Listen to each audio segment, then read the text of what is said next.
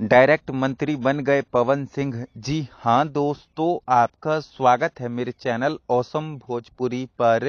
Video को पूरा देखिएगा। वीडियो पसंद आए तो वीडियो को लाइक और चैनल को सब्सक्राइब कीजिएगा। दोस्तों, कल से जब से एनडीए जीती है विधानसभा चुनाव, तब से पवन सिंह से जुड़ी एक खबर सोशल मीडिया पर आग की तरह फैल रही है कि पवन सिंह को राज्यसभा में भेजा जाएगा, पवन सिंह को राज्यसभा में मंत्री पद मिलेगा। दोस्तों, इस तरह की तमाम खबरें कल से ही सोशल मीडिया पर खूब ज़्यादा वायरल हो रही है, चल रही है। दोस्तों, इस तरह की खबरें तब भी चली थी जब पवन सिंह ने एक महीना पहले ट्वीट किया था कि मैं विधानसभा चुनाव नहीं लड़ूंगा इस साल, पर मैं बीजेपी के सिपाही के रूप में बीजेपी और एनडीए का चुनाव प्रचार करूंगा बिहार में। दोस्तों, पवन सिंह ने जब ये ट्वीट किया था तब भी इस तरह की तमाम खबरें चली थी और एक बार फिर से कल से एनडीए के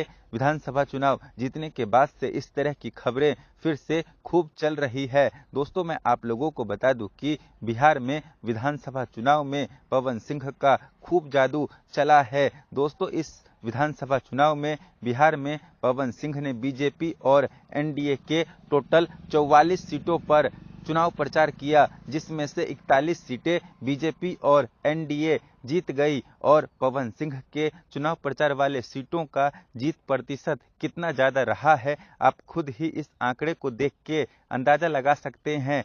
खैर, ऐसे में मुझे लगता है कि पवन सिंह से जुड़ी इस तरह की जितनी भी खबरें सोशल मीडिया पर चल रही है वो कहीं ना कहीं सच ही साबित होगी, क्योंकि इस विधानसभा चुनाव में पवन सिंह के चुनाव प्रचार से बीजेपी और एनडीए को खूब फायदा मिला है। इसीलिए मुझे लगता है कि बीजेपी उनको राज्यसभा में मंत्री का पद दे सकती है। खैर, इन सब पर आप क्या सोचते हैं कमेंट करके जरूर बताइएगा। धन्यवाद।